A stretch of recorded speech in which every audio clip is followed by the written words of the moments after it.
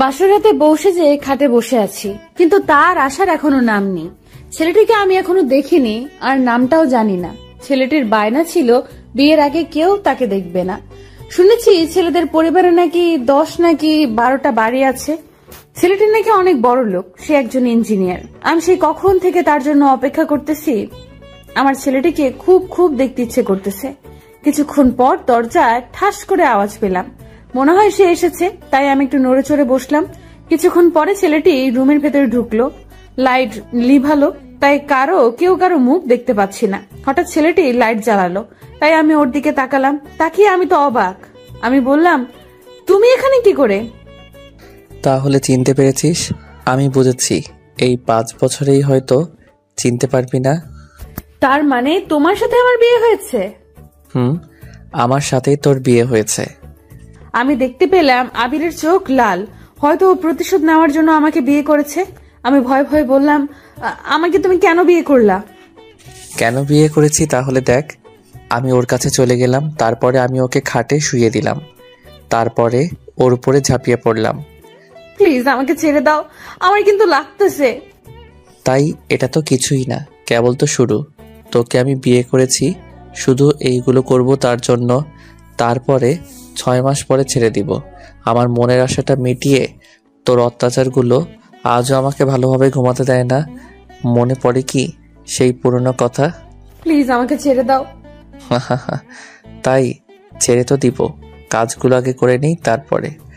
আবির, আমার সারা শরীরে ব্যথা পাচ্ছি। এখন ভালো ভালো তো সবকিছু খুলে ফেল। আমি এগুলো কিছুই করব না। এই বলে আমি ওর বুকের উপরের কাপড়টা সরিয়ে নিলাম, তারপরে ওর ঠোঁট আর আমার ঠোঁট এক করে দিলাম। আমি আর পাচ্ছি না, আমার অনেক ব্যথা লাগতেছে। প্লিজ এবার ছেড়ে দাও। তোকে তো পারতেই হবে। তুই আমার সাথে কি করেছিলি তা কি তোর মনে পড়ে না? আমি কিসের ভুল ছিল?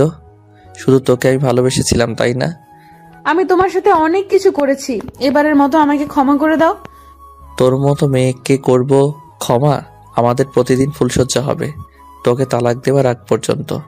প্লিজ এইভাবে বলো না। আমি আবারও ঠোঁটের সাথে আমার ঠোঁট লাগিয়ে দিলাম, তারপরে হারিয়ে গেলাম ভালোবাসার মহামিলনে। আমি আর পারতেছি না। আমার কাজও শেষ, এখন যা সোফায় গিয়ে শুয়ে পড়। ওখানে অনেক শীত, আমি কিভাবে শুবো? তোকে পারতেই হবে, তুই যাবি কিনা? আমি যাব না। হারামির বাচ্চা, বিছানা থেকে শুধু এইটুকু জেনে নে, আমি শুধু তোর সাথে এইগুলো করব, তাই তোকে বিয়ে করেছি। তারপরে যে সময় আমার মনে সব আশাটুকু মিটে যাবে, তখন তোকে ছেড়ে দিব। আমি ওখান থেকে নেমে সোফায় চলে আসি। সারা শরীর অনেক ব্যথা করতে আছে। আমি ভাবতেছি অবশেষে আমার এই দিনটি দেখতে হবে। তা আমি জীবনেও ভাবিনি, যাকে আমি অনেক অত্যাচার করেছি তার হাতে এগুলো আমি ভাবতে আছি। আর আমার কেমন যেন অনেক শীত লাগতেছে। আমি শুয়ে পড়ি। আপনারা ভাবছেন কি আমি ওর সাথে কেন এগুলো করছি জানতে চান? তার আগে আমার পরিচয়টা দেওয়া যাক। আমি আবির, এই শহরের নামকরা একজন ইঞ্জিনিয়ার। আমাকে চিনে না এমন কোনো মানুষ নেই। আর এই হলো ফারজানা, যার সাথে আমি এতক্ষণ অত্যাচার করেছি। আমি শুধু ওকে বিয়ে করেছি ওর অহংকার ভাঙার জন্য। ও হলো সবচেয়ে একটা অহংকারী মেয়ে।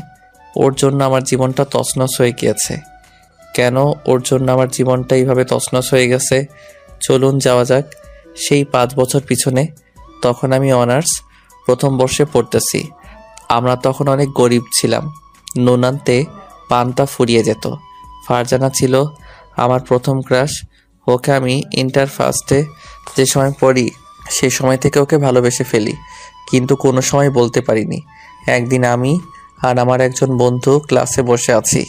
কিছুক্ষণ পরও বলল, কিরে, তোর নায়িকাকে কবে প্রপোজ করবি? মামা আমার তো ভয় করে কেমন জানো। তোর প্রপোজ করা লাগবে না, যেদিন অন্য কারো হয়ে যাবে সেদিন ঠিক পাবি। রাকিব কি রাজি হবে? শালা বলে তো দেখ। যা, আগামীকালকে ওকে প্রপোজ করব। ঠিক আছে। আমি সব ক্লাস শেষ করে বাড়িতে চলে আসি। পরের দিন দোকান থেকে একটা গোলাপ ফুল নিয়ে কলেজে চলে আসি। এসে দেখি ফারজানা ওর বান্ধবীর সাথে বসে বসে কথা বলতেছে। তাই আমি ওকে ডাক দিলাম। কিছুক্ষণ পর ও আমার কাছে আসলো। কি ডাক দিলি কেন? তোকে না, একটা কথা বলার ছিল। ধুর, কি কথা বল। তোর মতো ছেলের সাথে কথা বললে সবাই সন্দেহ করবে। এখন বল কি কথা। ফারজানা, আসলে আমি তোকে যে সময় ইন্টার ফার্স্টের ক্লাসে যে সময় দেখি তখন থেকে আমি তোকে ভালোবেসে ফেলেছি। এতদিন ভয়ের কারণে কিছু বলতে পারিনি। তুই আমার সারা জীবনের সঙ্গী হবি। কথাটা শুনে আমার অনেক হাসি পেল, তবু হাসি থামিয়ে বললাম, তাই নাকি? কেন আমাকে এত ভালো লাগে? জানি না, তবে আমি স্বপ্নে দেখেছি তুই আমার জীবন সঙ্গী। এ মা, তাই? তোর প্রপোজ আজ আমি গ্রহণ করব না। কালকে যদি তুই আমাকে কলেজের সবার সামনে প্রপোজ করতে পারিস তাহলে আমি তোকে ভালোবাসবো। আচ্ছা, তুই যেটা বলেছিস সেটাই হবে, আমি রাজি। আচ্ছা, এখন চলি রে। আমি ওখান থেকে বান্ধবীদের কাছে চলে আসতে না আসতেই সাথী বলল, কি রে, এত হাসছিস কেন? ওই ছোট লোকের বাচ্চা আমাকে বলে ভালোবাসে। তাই তো তুইও ওকে ভালোবাসবি। তোকে পাগলা কুত্তায় কামড়িয়েছে। কত ছেলে আমায় প্রপোজ করেছে, তাদেরকে আমি ফিরিয়ে দিয়েছি। আর তো ও। তো এখন কি করবি? কালকে একটা নতুন খেলা খেলবো। কি খেলা বল আমাকে। তা কালকেই দেখতে পারবি। ওরে যে কালকে কি করব তা আছে শুধু আমার মনে মনে। দেখা যাবে তুই কেমন পারিস। চল ক্লাসে যাব। আমি ক্লাস করে বাড়িতে চলে আসি। তারপরে বিকেলবেলা একটা শার্ট কিনতে গেলাম। কারণটা হলো ওকে কালকে প্রপোজ করব, তাই সুন্দর দেখে একটা নীল শার্ট কিনলাম। তারপরে দোকান থেকে আবারও একটা গোলাপ ফুল কিনলাম। পরের দিন কলেজে চলে আসি। এসেই রাকিবের কাছে চলে আসি। কিরে, আজকে আবার কাকে প্রপোজ করবি? কারে আবার? আমার নায়িকাকে ও বলেছে আসবে। যদি ওকে আমি প্রপোজ করি তাহলে আমার প্রপোজের নাকি অ্যান্সার দিবে। আবি দেখ, ফারজানা এসেছে। আচ্ছা দোস্ত, চলি রে, ওকে প্রপোজ করে নেই, তারপরে তোর সাথে কথা হবে। ঠিক আছে। আমি ফারজানার কাছে চলে আসি। কিছুক্ষণ পর ফারজানা বলল, তুই এসেছিস, চল ওখানে অনেক মানুষ আছে, ওখানে বলে প্রপোজ করবি। আমি ওর পিছন পিছন চলে আসি। একটু পর ফারজানা বলল, এখন প্রপোজ কর। আমি ওর সামনে হাঁটু গেড়ে বসে পড়ি। তারপর আমি বললাম, ফারজানা আই লাভ ইউ। বলার সাথেই ফারজানা আমার কলার ধরে উঠিয়ে ঠাস ঠাস। কুত্তার বাচ্চা, তো সাহস কি করে হয় আমাকে প্রপোজ করার? আমার চরের শব্দ শুনে সবাই আমাদের কাছে আসলো। একজন বলল, এখানে কি হয়েছে? আর ফারজানা বলল, এই হারামির বাচ্চা আমাকে বলে ভালোবাসে। ফারজানা, এসব কি? তুই তো বললি আজকে তোকে প্রপোজ করতে। ফকিরের বাচ্চা ফকির, তুই কি আমার বাবার বিষয় সম্পত্তি দেখেছিস তার জন্য আমাকে ভালোবেসেছিস? তোদের মতো ফকিরের খবর আমার ভালোই জানা আছে। ফারজানা, এগুলো কেমন কথা? তোর বাবার সম্পত্তির উপর আমার কোনো লোভ নেই। কুত্তার বাচ্চা, আবার মুখে মুখে কথা। এটি বলে ফারজানা আমাকে আরো 2-3টা চড় মারল। আমাকে রাকিব টেনে অন্য পাশে নিয়ে গেল। বলছি না, ও একটা অহংকারী মেয়ে, ওরা শুধু টাকাকে ভালোবাসে। আমি আর কিছুই বলতে পারলাম না। আমার শুধু চোখ বেয়ে পানি পড়তেছে। কি করব বুঝতেছি না। এখন কি করবি, বাড়ি যাবি? আমি বাড়িতে যাব। রাকিব আমাকে নিয়ে বাড়িতে চলে আসে। ফারজানা, তুই তো একটা জিনিস। কি সুন্দরভাবে অভিনয়টা করলি আর ও বুঝতেই পারলো না। আরে আর বলিস না, ওদের মতো ভিখারির খবর আমার ভালোই জানা আছে। তুই আজকে থেকে আমাদের বস। হয়েছে, চল ক্লাসে যাব। বাড়িতে এসে শুধু আমার ওর কাজগুলো আমার চোখে ভেসে আসতেছে। ও আমাকে এইভাবে সবার সামনে অপমান করতে পারলো। আমি এগুলো কিছুই ভেবে পাচ্ছি না। আমার দোষটা কি ছিল? ওকে ভালোবাসাটা। আমি তোকে কোনোদিনও ক্ষমা করব না। হঠাৎ আমার চোখে ঘুম এসে পড়ল, তাই আমি ঘুমিয়ে পড়লাম। পরের দিন আবারও কলেজে এসে পড়ি। হাসতে নাচতেই দেখতে পেলাম সবাই আমাকে দেখে হাসতেছে। আমি বুঝতে পেরেছি কেন ওরা এইভাবে করতেছে। আমি ক্লাসরুমে চলে আসি। এসে মন খারাপ করে বসে আছি। কিছুক্ষণ পরে রাকিব আসলো। কিরে, মন খারাপ নাকি? আমি ওর সাথে কোনো কথা বললাম না। কিরে, আমার সাথে কথা বলবি না? দেখ দোস্ত, আমার কথা বলতে ভালো লাগছে না। আবে দেখ, ভেঙে পড়লে চলবে না, তোকে কিন্তু লেখাপড়া করে অনেক দূর যেতে হবে। রাকিব, আমি কি ওর কোনো ক্ষতি করছিলাম? ও কেন আমাকে এইভাবে অপমান করলো? ও আমাকে বলে দিতে পারতো যে আমাকেও ভালোবাসতে পারবে না। কলেজের সবার সামনে এভাবে অপমান না করলেও পারতো। বড় লোক মেয়েদের এটা করা কোনো ব্যাপার না, ওদের কাছে কারো সম্মানের দাম নেই। ঠিক বলছো। কিছুক্ষণ পর দেখতে পেলাম ফারজানা ও তার দলবল এসেছে। আমাকে দেখে ফারজানা ওর একটা বান্ধবীকে কানে কানে কি যেন বলতে লাগলো। সাথী, আজকে ওকে আবার কি করা যায়? আমার মাথায় একটা বুদ্ধি এসেছে, শোন। কি বল? এই ব্যাপার খারাপ না, অনেক ভালো একটা বুদ্ধি।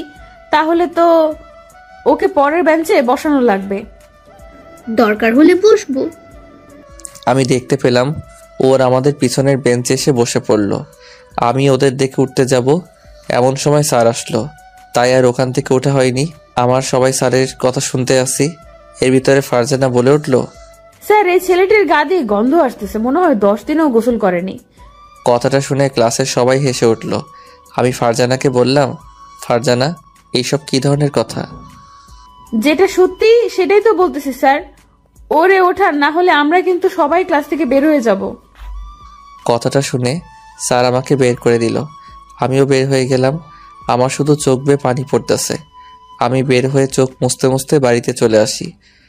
ফারজানা, ওর নামে এরকম মিথ্যা কথা বললি কেন? তুই ওর হয়ে দালালি করবি, তাহলে কিন্তু তোকেও বের করে দিব। সবাইকে আবির ভাবিস না, আমি কিন্তু আবিরের মতো না। ছেলেটিকে বোকা পেয়ে যা খুশি সেটা করা ঠিক না, ওকে? চুপ কর তো দালাল। কিছুক্ষণ পর আমি বাড়িতে চলে আসি। এসে শুয়ে শুয়ে কাঁদতে আসি আর ভাবতেছি যে কেন ওকে প্রপোজ করলাম আর ও আমাকে কেন এইভাবে শাস্তি দিতে আসে। পরের দিন আবারও কলেজে চলে আসি। এসে গেটের সামনে বসে আছি। কিছুক্ষণ পর ফারজানা আসলো।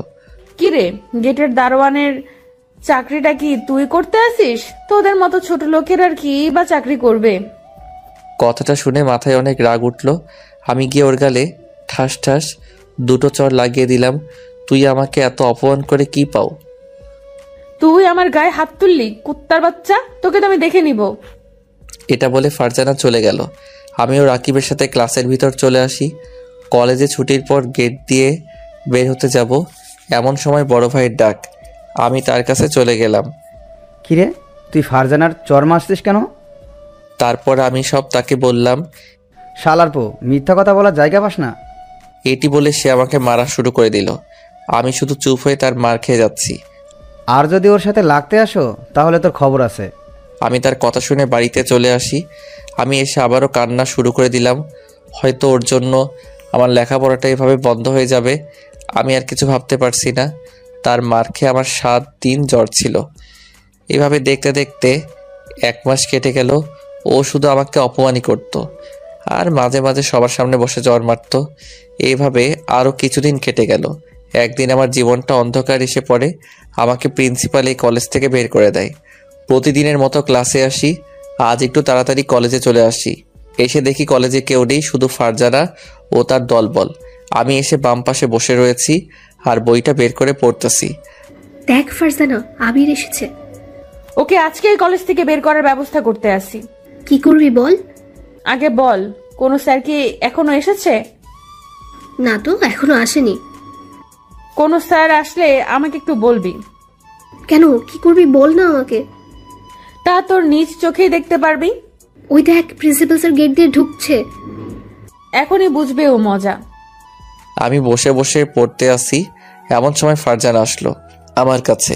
তাই আমি ওকে দেখে উঠতে যাব, এমন সময় ফারজানা বলল, কিরে, তুই যাইস কই? এটা বলা মাত্রই ফারজানা ওর ওড়না খুলে আমার হাতে দিল আর আমাকে সবার সামনে জড়িয়ে ধরল। বাঁচাও বাঁচাও স্যার, বাঁচান! আমি দেখতে পেলাম কথাটা শুনে প্রিন্সিপাল স্যার ছুটে আসলো আমাদের কাছে। এখানে কি হয়েছে? ফারজানা আমাকে ছেড়ে দিয়ে বলা শুরু করে দিল, দেখেন স্যার, আমি ওর কাছে পড়া জানতে এসেছিলাম, তার বিনিময়ে ও আমার ওড়না গায়ের থেকে খুলে ফেললো আর ও আমাকে অনেক কিছু করতে চেয়েছে। সি সি আবির, তোমার থেকে আমি এটা কোনোদিনও আশা করিনি, তুমি যে এত নিচে নামবে। বিশ্বাস করেন স্যার, আমি এগুলো কিছুই করিনি। ও সব মিথ্যা বলতে আছে। এর ভিতরে ফারজানা একটা বান্ধবী বলল, স্যার, ও ফারজানার ওড়না ধরে টান দিয়েছে, এটা আমার নিজের চোখে দেখেছি। আবির, তাহলে ওরা কি মিথ্যা কথা বলবে? আমি আর কিছুই বলতে পারলাম না। আমার শুধু চোখ দিয়ে পানি পড়তে আছে। স্যার, ওকে যদি আপনি কলেজ থেকে না তাড়ান তাহলে আমার আর কেউই আর কলেজে আসবো না। আজকে হয়তো ও আমার সাথে এটা করেছে, কিছুদিন পরে তো অন্য একটা মেয়ের সাথেও এটা করবে, তাই না? ঠিক আছে, তোমরা যেটা বলেছো সেটাই হবে। প্লিজ স্যার, আমাকে এই কলেজ থেকে তাড়াবেন না। এই কলেজ নিয়ে আমার অনেক স্বপ্ন। আমি আর কোনো কথা শুনতে চাই না। স্যার আমার কাছে একটা টিসি ধরিয়ে দিল আর স্যার চলে গেল। আমার চোখ দিয়ে শুধু বৃষ্টির মতো পানি ঝরতেছে। আমি আসার সময় ওদের সবাইকে একটা কথা বললাম যে এই পাপের শাস্তি তোদেরকেও একদিন পেতে হবে। আরে তুই তাড়াতাড়ি দূরে যা, তোকে আমি আর দেখতে চাই না। আমি ওখান থেকে বাড়িতে চলে আসি আর ভাবতে আসি আমার লেখাপড়া কি তাহলে এখানেই শেষ হয়ে যাবে? আমি আর কিছুই ভাবতে পারছি না। কিছুক্ষণ পর বাড়িতে এসে পৌঁছালাম। আম্মু এসে দরজা খুলে দিল আর আমাকে দেখেই রাগ হয়ে আমার গালে দুটো চড় লাগিয়ে দিল। আম্মু, তুমিও আমাকে মারলে? ছি ছি আবির, তুই ওই মেয়েটার সাথে এটা করলি? আমি তো কিছু বুঝতেছি না। আম্মু, তুমিও আমাকে বিশ্বাস করতে পারলা না? তোর কথা বিশ্বাস করবো না আর। আমাকে তো তোকে ছেলে হিসেবে ভাবতেই লজ্জা করছে। এমন সময় দেখতে পেলাম রাকিব এসেছে আমাদের বাড়িতে আর এসেই বলতে লাগলো, তোকে কি কলেজ থেকে বের করে দিয়েছে? হুম। তোকে আমি আগেই বলেছি আগে আগে কলেজে যাবি না, তুই তো আমার কোনো কথাই শুনলি না। কিছুক্ষণ পর আম্মু বলল, তোরা কি বলছিস? আমি তো কিছুই বুঝছি না। আসল কথা কি আন্টি আমি বলি, আসলে আবিরের কোনো দোষ নেই। আপনার ছেলের উপর সেই মেয়েটি উঠে পড়ে লেগেছিল। তারপরে ঘটনা আম্মুকে সব বললাম। এত সব হয়ে গেছে তা আমাকে কিছুই জানাসনি? আমি বুঝেছি ও থেমে যাবে, কিন্তু ও থামেনি। আমাকে দিনের পর দিন অত্যাচার করছিল। এখন তুই কি করতে চাস? জানি না। আবির, আমি এখন আসি। আর তুই কি আর কলেজে যাবি না? আমাকে টিসি দিয়ে দিয়েছে, হয়তো আর কলেজে যাওয়া হবে না। আচ্ছা, তোর সাথে কালকে কথা হবে। আমি ওখানে থেকে আমার রুমে চলে আসি। এসে একা একা কান্না করতে আসি আর ভাবতে আসি আজ গরিব বলে ও আমার সাথে এটা করেছে। আমি তোকে কোনো দিনও ক্ষমা করব না। আমার চোখের পানি আজ আর বাধা মানতেছে না। হঠাৎ আম্মু আসলো আমার রুমে। আবির আর লেখাপড়া করতে চাস না? কিভাবে করব বলো? আমাকে তো বের করে দিয়েছে। আবির, আমি তোর খালার সাথে কথা বলছি, সে তোকে... তারা নিজেরাই তো গরিব, তাহলে আমাকে কিভাবে খাওয়াবে? আমি বলেছি এটা, তবুও তোকে যেতে বলেছে। ঠিক আছে, আমি কালকেই ঢাকা চলে যাব।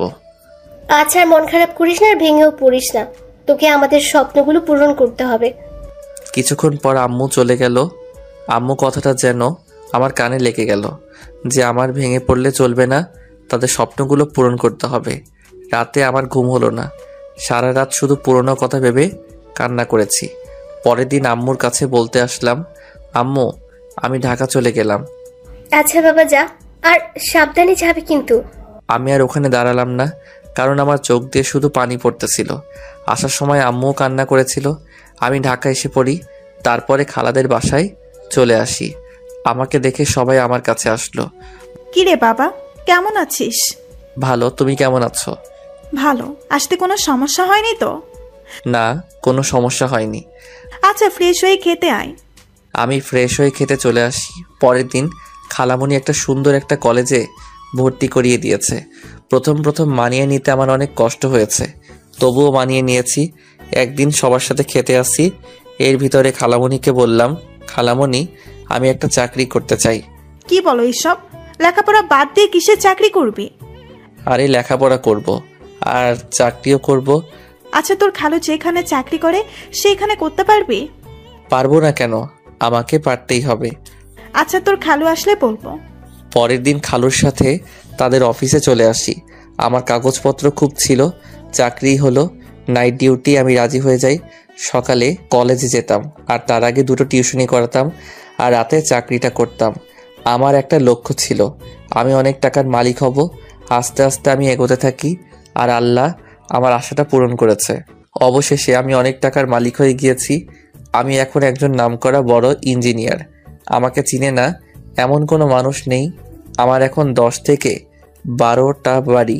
এই 5 বছরের আমি নিজের ভালোই উন্নতি করতে পেরেছি। মাঝে মাঝে আমার পুরনো দিনের কথা মনে পড়ে যায়, তখন আমি আর ঘুমাতে পারি না। কষ্টে বুকটা ফেটে যায়। 5 বছর পরে আজ আমি বাড়িতে আসি, এসে আম্মুকে সালাম দিলাম। এই 5 বছরে আম্মুর সাথে কথা হতো ফোনে, বাট আমি বাড়িতে আসতাম না। আম্মুকে যখন মনে পড়তো তখন তাকে ঢাকা আসতে বলতাম। আমি এসেই রাকিবের কাছে চলে আসি। ও আমাকে দেখেই আমাকে জড়িয়ে ধরলো। কিরে, ভুলে গেছিস আমাকে? না রে দোস্ত, তোকে ভুলবো জীবনেও না। নিজের তো ভালোই উন্নতি করেছিস, এখন একটা বিয়ে করে নে। এত তাড়াতাড়ি না, আরো পরে। তুই তো বিয়ে করেছিস তাই না? করেছি তো। আচ্ছা রাকিব, ফারজানার কি বিয়ে হয়ে গেছে? হঠাৎ ফারজানার কথা কেন? আরে বল না বিয়ে হয়েছে কিনা। না, এখনো বিয়ে হয়নি। সত্যি তো? তাহলে আমি ওকে বিয়ে করব। আবির, এইগুলো তুই কি বলতে আসছিস? ও আমাকে এত অত্যাচার করেছে, আর ওকে যদি আমি ছেড়ে দেই তাহলে কেমন হবে? তুই এখন কি করতে চাস বলতো? তা তুই কিছুদিন পরে দেখতে পারবি। আমি ওখান থেকে বাড়িতে চলে আসি, তারপরে আম্মুর কাছে চলে আসি। কিছু না খেয়ে গিয়েছিস কই? এই আম্মু, সামনে গেছিলাম। আচ্ছা আম্মু, একটা কথা বলি। কি কথা বল। আমার একটা মেয়েকে খুব পছন্দ হয়েছে। তাই নাকি? কোন মেয়ে রে বাবা? তারপরে আম্মুকে সব বললাম, সে রাজি হয়ে গেল। বিকেলবেলা তারা সবাই ফারজানাকে দেখতে গেল, কিন্তু কথা দিয়েছিলাম যে ছেলের মুখ এখন মেয়ে দেখতে পারবে, বাট তারা আমাদের বিষয় সম্পত্তি দেখে রাজি হয়ে যায়। অবশেষে আমি বিয়েটা করে নেই। আর তারপরে ঘটনা তো আপনারা জানেনই। ওকে পাপের শাস্তি দেবার জন্য আমি ওকে বিয়ে করেছি। এখন আসুন বাস্তবে আসা যাক। দেখতে পেলাম সকাল হয়ে গিয়েছে, আর ফারজানা শীতের ভিতরে গুটিসুটি দিয়ে শুয়ে আছি। তাই আমি ওর কাছে চলে আসি। এই যে ওর, তাড়াতাড়ি। কেন? উঠবি না মানে? এটা কি বাবার বাড়ি পেয়েছো? আবির, আমাকে আর অত্যাচার করো না, আমার সারা শরীর খুব ব্যথা। মনে পড়ে সেই পুরনো কথা? আমার সাথে তুই কি করছিলি? আমি যা করেছি দয়া করে আমাকে মাফ করে দাও। তোকে করব মাফ? তুই আমার সুন্দর জীবনটা পুরাই নষ্ট করে দিয়েছিস। তুমি যে সময় কলেজ থেকে চলে এসেছো তখন আমি তোমাকে অনেক মিস করি। আমার নিজেরই অনেক খারাপ লাগা শুরু করে। তোমার সাথে যা হয়, তোমার সাথে এটা করা ঠিক হয়নি। তুই করবি আমাকে মিস? ভাবতে আমার অবাক লাগে। তাও আবার তোর মতো মেয়ে। আমাকে যখন তুই মিথ্যা অপবাদ দিয়ে কলেজ থেকে বের করে দিয়েছিস তখন তো আমি এটা দেখিনি। আবির, আমাকে তুমি ক্ষমা করে দাও। আমি গিয়ে ওর গালে ঠাস করে চড় লাগিয়ে দিলাম আর বললাম, এই ক্ষমা চাওয়ার কথা তুই আর একদিনও বলবি না। আচ্ছা, আমি এখন কি করব? মরে যাব? আমি তোকে এত তাড়াতাড়ি মরতে দিব না। তোকে তো আমি তিলে তিলে মারবো। আর শোন, এখন ফ্রেশ হয়ে বাড়ির সব কাজ করবি তুই। আমি তো কোনো কাজ করতে পারি না। পারি না মানে? তোকে পারতেই হবে। আমি আর ওখানে দাঁড়ালাম না। আমি ফ্রেশ হতে ওয়াশরুমে চলে আসি, তারপরে আবিরের আম্মুর কাছে চলে আসি। কি, তোমার ঘুম ভেঙেছে? আম্মু, এখন কি কাজ করতে হবে? কি বলো এইসব? বাড়িতে এত কাজের লোক আর তুমি কি কাজ করবে? তবুও আমার কাজ করা লাগবে। তোমার কোনো কাজ করা লাগবে না। আর তুমি এই বাড়ির নতুন বউ, তার চেয়ে ভালো হবে তুমি আবিরকে নাস্তাগুলো দিয়ে আসো। আমি নাস্তা নিয়ে আবিরের রুমে চলে আসি। এসে দেখি আবির কাগজে সাইন করতে আসে। তাই আমি আবিরের কাছে চলে আসি। এই নাও তোমার নাস্তা। আমি নাস্তা দিতে গিয়ে সবকিছু কাগজে পড়ে যায়। আমি সরি বলতে যাব, সেই সময় আবির আমার চুল টেনে ধরলো আর আমার চুল ধরে মারা শুরু করলো। এটা তুই কি করলি? সরি, আমার হাত কেঁপে সবকিছু পড়ে গিয়েছে। তোকে আজ মেরেই ফেলবো। প্লিজ আবির, আমাকে ছেড়ে দাও, আমার অনেক কষ্ট হইতেছে। তুই জানিস এটা কত গুরুত্বপূর্ণ কাগজ? আর সবকিছু এইভাবে নষ্ট করে দিলি কেন? আমি বুঝতে পারিনি। এখন এইগুলো সব পরিষ্কার কর। আমি করতেছি। আমি সবকিছু পরিষ্কার করা শুরু করে দিলাম, আর চোখ বেয়ে পানি পড়তে আসে। হয়তো এটা আমার পাপের শাস্তি। আমি ওর সাথে বড় অন্যায় করেছি, হয়তো সেটারই শাস্তি দিচ্ছে। আমি সবকিছু পরিষ্কার করে বাহিরে চলে আসি। কিছুক্ষণ পরে আবির আসলো আর এসেই বলা শুরু করে দিল, আম্মু, আজকে বাড়িতে কোনো কাজের লোক থাকবে না। কেন, কি হয়েছে? বাড়ির সব কাজ ফারজানা করবে। আবির, এগুলো কি বলো? ও না তোর বউ, ওকে কাজ করতে দিবি কেন? আমি আর কোনো কথা বলতে চাই না। সবাইকে আজ আমি ছুটি দিয়ে দিচ্ছি। আবির, কেন মেয়েটার সাথে এরকম করছিস? পুরোনো দিনের কথা যদি তোমাকে মনে করিয়ে দেই তাহলে হয়তো তুমিও ওর সাথে এই রকম করবে। কি কথা বল আমাকে। পরে কোনো এক সময় বলবো। কিছুক্ষণ পর ফারজানা বলল, ঠিক আছে, আমি সব কাজ করতে রাজি। মনে থাকে যেন। এটা বলে আমি অফিসে চলে আসি। অফিসের সব কাজ শেষ করে সন্ধ্যা 7টার সময় বাড়িতে চলে আসি। এসে খাওয়া দাওয়া করে আমার রুমে চলে আসি। এসে দেখি ফারজানা সোফায় শুয়ে আছে, তাই আমি ওকে ডাক দিলাম। প্লিজ আবির, আজকে আমি অনেক ক্লান্ত, বাড়িতে অনেক কাজ করেছি, সারা শরীর ব্যথা। তুই আসবি কিনা? তোকে তো পাপের শাস্তি দিতে হবে, আরো যে কত কি হবে। আমি ওর কাছে চলে গেলাম আর যাবার সাথে সাথে ও আমার উপর ঝাঁপিয়ে পড়লো। আমারও শেষ, এখন যা, আমার কাজ শেষ। আবির, আমি উঠতে পারছি না। তবু তোকে উঠতে হবে। সোফায় আমি ঘুমাতে পারি না, রাতে আমার ঘুমাতে অনেক কষ্ট হয়। তোকে আমি বিয়ে করেছি তো এইগুলো করব, তাই আর 6 মাস পরে এমনিতেই ডিভোর্স হয়ে যাবি। তোকে শুধু একটা জিনিস বোঝানোর জন্য বিয়ে করেছি, কাউকে কষ্ট দিলে তার কেমন লাগে। আমি আগেই আমার ভুলগুলো বুঝতে পেরেছি। তুমি কলেজ থেকে চলে আসার পরে তখন আমি তোমার কথা শুধু মনে পড়তো। এখন আর ন্যাকা কান্না করা লাগবে না। আমি আবার সোফায় চলে আসি আর ভাবতে আসি, তাহলে কি আমাকে সত্যি সত্যি 6 মাস পরে ডিভোর্স দিবে? তাহলে আমি বাঁচবো কিভাবে? এগুলো ভাবতে ভাবতে আমি ঘুমিয়ে পড়ি। সকাল সকাল আবিরের ডাক। তোকে বলছি না এত সকাল পর্যন্ত ঘুমাবি না। তুই ঘুমালে বাড়ির এত কাজ করবে কে? আমি উঠতেছি। আর শোন, আমার আগে উঠতে হবে তোকে সব সময়। আর যদি আমি তোর আগে উঠি তাহলে তোর খবর আছে। এরপর থেকে আমি যদি তোর আগে উঠি তাহলে বুঝবি তুই শেষ। ঠিক আছে, এর থেকে আমি তোমার আগে উঠবো। এটা বলে আমি ফ্রেশ হয়ে কাজ করা শুরু করে দিলাম। কিছুক্ষণ পর শুনতে পেলাম আবির আমাকে ডাকতেছে, তাই আমি তাড়াতাড়ি ওর কাছে চলে আসি। ফারজানা, আমি অফিসে যাব, আমার শার্ট নিয়ে আয়। ঠিক আছে, আমি আনতে আসি। আমি ওর শার্ট আনতে গেলাম, কিছুক্ষণ পরে নিয়ে আসলাম। এই নাও। কি হলো? আমি আবার কি করলাম? হারামির বাচ্চা, তোকে শুধু শার্ট আনতে বলছি, সাথে প্যান্ট আনবে কে? সরি, আমি বুঝতে পারিনি। আর যদি একটা ভুল করো তাহলে তো গলা চেপে মেরে ফেলবো। আমি আবার প্যান্ট নিয়ে আসলাম ওর কাছে। কিছুক্ষণ পর ওকে দিয়ে দিলাম, তারপরে বললাম, এই কিছু খাবা না? সেটা আমি বুঝবো, তোর কিছু বলা লাগবে না। তুই এখন কাজ করতে যা। আমি গিয়ে আবিরের জন্য খাবার নিয়ে আসলাম, তারপরে বললাম, এগুলো খেয়ে নাও। আমি খাওয়া শুরু করে দিলাম। কিছুক্ষণ পর আমি বললাম, এগুলো কে রান্না করেছে? আমি রান্না করেছি। ওয়াক থু ওয়াক। কি হয়েছে? হারামির বাচ্চা, এগুলো কোনো খাবারের ভিতর পড়েছে? আমি সবকিছু ওর দিকে ছুঁড়ে মারলাম। আমি তো ভালোভাবেই রান্না করেছি। তাহলে এগুলো কি তোকে এর চেয়ে ভালো রান্না করা শিখতে হবে? ঠিক আছে। এটা বলে ফারজানা চলে গেল। আসলে খাবারটা অনেক ভালো হয়েছে। আমি তোকে অত্যাচার করব তার জন্যই এটা করেছি। আমি রেডি হয়ে অফিসে চলে আসি। আমি ছাদের এক পাশে দাঁড়িয়ে আছি আর আমার চোখ থেকে পানি পড়তেছে। আমি এখন কি করব কিছুই বুঝতে পারছি না। এইভাবে 1 মাস কেটে গেল। এই কয়দিনে আবির আমাকে অনেক অত্যাচার করেছে আর বাড়ির সব কাজ করাতে। কিন্তু আবির যখন ডিভোর্সের কথা বলে তখন আমার মনটা খারাপ হয়ে যায়। একদিন ঘর মুছতে আসছে, এর ভেতরে আম্মু আসলো আমার কাছে। ফারজানা, তোমাকে কাজ করতে আমি বারণ করেছি না? আম্মু, এটা আমার পাপের শাস্তি, আর কিছু না। আবির তোমার সাথে এরকম করে কেন বলো তো? আমি আবিরের সাথে যেটা করেছি ও আমার সাথে এটা করতে আসছে। তুমি কি করেছো আবিরের সাথে বলো তো? তা অনেক কথা, পরে কোনো সময় বলবো। আমাকে এখন বলতে হবে, আমি এখনই শুনবো। তারপর ঘটে যাওয়া সব ঘটনা আম্মুর কাছে বলা শুরু করে দিলাম। আম্মু, তোমার ছেলেকে আমি কলেজ থেকে তাড়িয়েছি আর ওকে মিথ্যা অপবাদ দিয়েছি। তাতে আবিরের কোনো দোষ ছিল না। আবির কলেজ থেকে যে সময় বের হয়ে এসেছে তখন আমি ওকে অনেক মিস করা শুরু করে দিলাম। প্রতিদিন আমার বান্ধবীর সাথে ওর কথা বলতাম। আমি নিজের ভুল যখন বুঝতে পারি তখন আমার অনেক খারাপ লাগে। আবির চলে আসার পরে আমি প্রতিদিন মন খারাপ করে বসে থাকতাম। একদিন আমার বান্ধবী বলল, কি রে ফারজানা, এভাবে মন খারাপ করে থাকো কেন?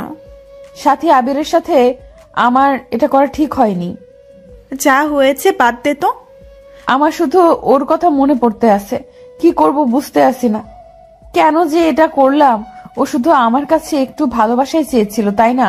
ভাবছি ওর কাছে ক্ষমা চাবো, কিন্তু ও বলে বাড়িতে চলে গিয়েছে। তুই কি ওর প্রেমে পড়ে গেছিস নাকি? জানি না, তবে যেভাবেই হোক আমাকে ওর কাছে ক্ষমা চাইতেই হবে। আচ্ছা, আসলে না হয় ক্ষমা চাবি। এখন চল, ক্লাসে যাব। ওকে আমাকে ক্ষমা করবে? চল, ক্লাসে যাব। এইভাবেই আমি আবিরকে মিস করা শুরু করে দেই আর আমার মাঝে মাঝে অনেক খারাপ লাগতো। তারপরে আব্বু আমাকে অনেক জায়গায় বিয়ে ঠিক করে বাট আমি রাজি হইনি। শুধু আমার একটাই আশা ছিল আমি আবিরের কাছে ক্ষমা চাবো। কিন্তু আব্বু একদিন বলেছে যে এই ছেলেকে বিয়ে না করলে সে নাকি মারা যাবে। আমি বিয়েতে রাজি ছিলাম না, তারপরে বিয়ে হয়ে গেল, আর বাসর ঘরে এসে দেখি আবিরের সাথেই আমার বিয়ে হয়েছে। আমি তখন অনেক খুশি হয়েছিলাম। যখন ও যে সময়ে এসব ধরনের কথা বলল তখন আমার অনেক খারাপ লাগা শুরু করলো। আম্মু, আমি আবির সারা জীবন ধরে দাসী হয়ে থাকবো, তবু ও যেন আমাকে ডিভোর্স না দেয়, তাহলে আমি আর বাঁচবো না।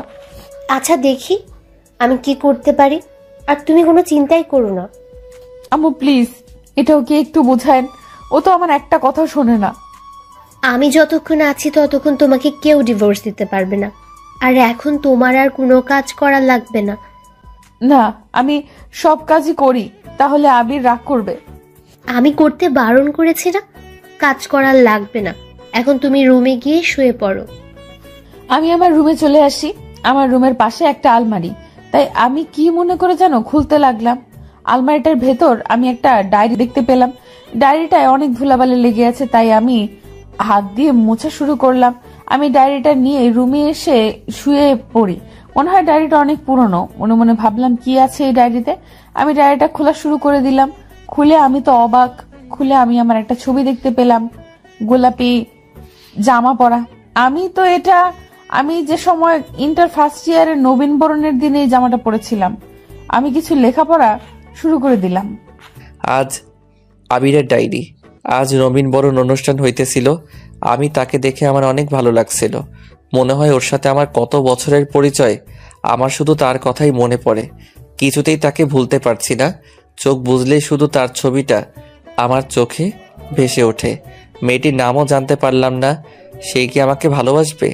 আমি তাকে আমার মনে জায়গা দিয়ে ফেলেছি। এখন বুঝতে পারলাম ডায়েরিটা কার। ডায়েরির পাতা পড়ে আমার চোখ থেকে পানি গড়িয়ে পড়লো। তাহলে ও আমাকে এতটাই ভালোবাসতো, আর আমি শুধু ওকে অপমানই করেছি। চোখ পড়লো ডায়েরির শেষ পাতায়। আবিরের ডায়েরি। ফারজান, আমি তো তোর কাছে একটু ভালোবাসাই চেয়েছিলাম। তার বিনিময়ে তুই আমাকে সবার সামনে অপমান আর মারধর করলি। অবশেষে তুই মিথ্যা অপবাদ দিয়ে কলেজ থেকে বের করে দিলি। আমি জীবনেও এটা ভাবতে পারিনি। তবে একটা কথা আজও শুনে রাখ, তোকে আমি কোনোদিনও ক্ষমা করব না। সারা জীবন তোকে ঘৃণা করেই যাব। আমার নিজের কাছে অনেক খারাপ লাগতেছে। আমি ওর সাথে এইভাবে করাটা ঠিক হয়নি। তাহলে ও কি আমাকে কোনোদিনও ক্ষমা করবে না? আমি ডায়েরির পাতা আর পড়লাম না। কারণটা হলো আমার অনেক খারাপ লাগতেছে। আমি ডায়েরিটা যথাস্থানে রেখে দিলাম, তারপরে শুয়ে পড়লাম। আমি এখন কি যে করবো এগুলো ভাবতে ভাবতে আমি ঘুমিয়ে পড়লাম। হঠাৎ কারো চিৎকারে আমার ঘুম ভেঙে গেল। এই হারামির বাচ্চা, তোকে আমি কাজ করতে বলিনি, আর তুই পড়ে পড়ে ঘুমাতে আসিস কেন? আম্মু আমাকে কোনো কাজ করতে দেয়নি। তুই বানিয়ে বানিয়ে আম্মুকে কি বলেছিস? তুই নাকি আমাকে ভালোবেসে ফেলেছিলি। তোর এই মিথ্যা দিয়ে আম্মুকে বোকা বানাতে পারবি, কিন্তু আমাকে কোনোদিনও পারবি না। আর ভাবছো কি তোকে আমি মেনে নিব? যা ভাবছো ভুল ভাবছো। তোকে আমি কোনোদিনও মেনে নিব না। আর কয়দিন পরে ডিভোর্স দিয়ে দিব। আমি গিয়ে আবিরের পায়ে পড়ে গেলাম। আবির, আমাকে ক্ষমা করে দাও। আমি বুঝতে পারিনি তোমার কথা। ভাবছি আমি অহংকারী ছিলাম। তবে তুমি চলে আসার পরে আমি তোমাকে ভালোবেসে ফেলেছি, বিশ্বাস করো। এটা বলা মাত্র আমার চুল ধরে আবার মারা শুরু করে দিল। তোর মতো মেয়ে ক্ষমা চাওয়ার কোনো যোগ্যতা নেই। আর আমি যেটা বলেছি সেটাই হবে। তুই আসো আর কয়দিন, তারপরে তুই তোর বাড়িতে চলে যাবি। আমি কোথাও যাব না, আমি তোমার বাড়িতেই থাকবো। দয়া করে আমাকে ডিভোর্স দিও না। তা তো কিছুদিন পরে দেখতে পারবি। আমি এসে শুয়ে পড়ি। কিছুদিন পরে ফারজানা আসলো, এসে আমার পাশে শুয়ে পড়লো। আমি বললাম, আজ আর আমার মুড নেই, তুই সোফায় গিয়ে শুয়ে পড়। আর শোন, কালকে যেন শুনি না আম্মু কাজ করেছে, তাহলে তোর কিন্তু খবর আছে। ঠিক আছে, তুমি যেটা বলছো সেটাই হবে। কিছুক্ষণ পর ফারজানা চলে গেল। ওকে যখন আমি মারি তখন আমার নিজের কাছে অনেক খারাপ লাগে। কি করব, ওকে তো পাপের শাস্তি দিতেই হবে। আমাকে অত অপমান করেছে। যখনই ওর অপমানের কথা মনে পড়ে যায় তখন ওকে মেরে ফেলতে ইচ্ছে করে।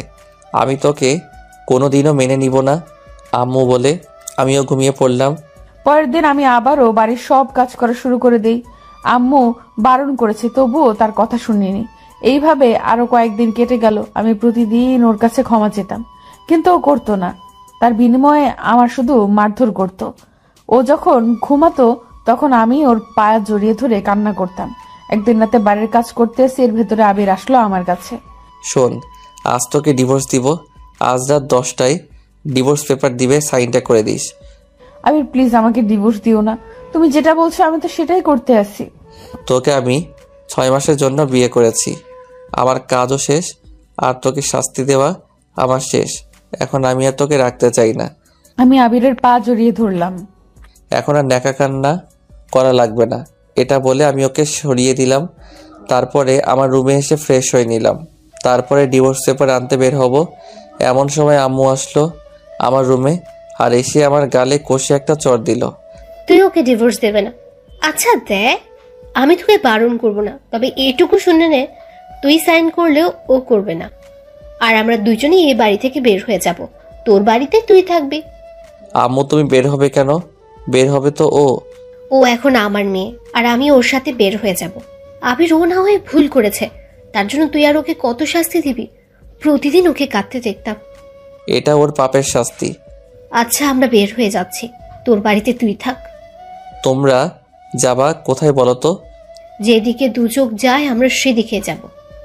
কি করব বুঝতে পারছি না। তাহলে ওকে কি মেনে নিতেই হবে?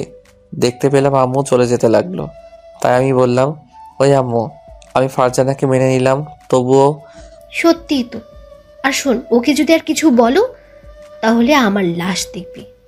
আর কিছু বলবো না এখন। বলো তো তোমার মেয়েটা কোথায়?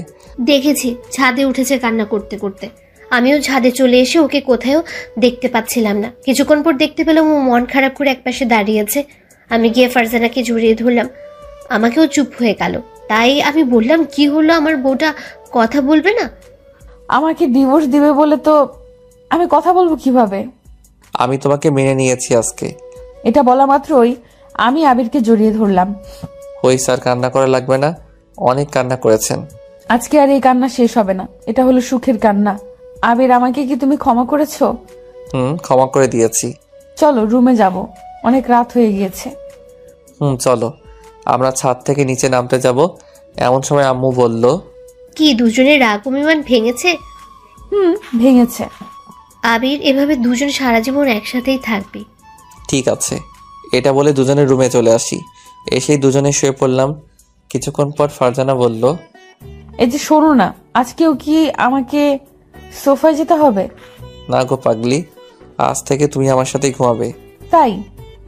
দেখেছো কাউকে কষ্ট দিলে তার কেমন লাগে? এটা বলে আমাকে আর লজ্জা দিও না, আমি এখন সব বুঝতে পেরেছি। ফারজানা গিয়ে জড়িয়ে ধরলাম, আর ফারজানাও আমাকে জড়িয়ে ধরলো। কিছুক্ষণ পর আমি বললাম, ওই বউ, আমাকে আজ একটু আদর করো না। এই শোনো, আজ না কাল করব। আজ সারা রাত দুজন এইভাবে জড়িয়ে ধরে থাকবো। না, আমার এতে শুধু হবে না, আমার আদরও লাগবে। এই কাছে আসো আবির। কাছে আসার সাথে সাথে আমার ঠোঁট আর ওর ঠোঁট এক করে দিলাম।